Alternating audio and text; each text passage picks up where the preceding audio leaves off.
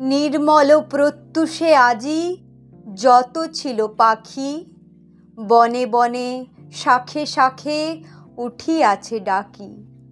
দোয়েল শ্যামার কণ্ঠে আনন্দ উচ্ছ্বাস, গেয়ে গেয়ে পাপিয়ার নাহি মিটে আস।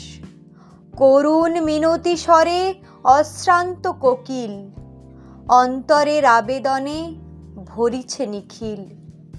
কেহ নাচে কেহ গায় উড়ে মত্ত বৎ, ফিরিয়া পেয়েছে যেন হারানো জগৎ। পাখিরা জানে না কেহ আজি বর্ষ শেষ, বকবৃদ্ধ কাছে নাহি শুনে উপদেশ।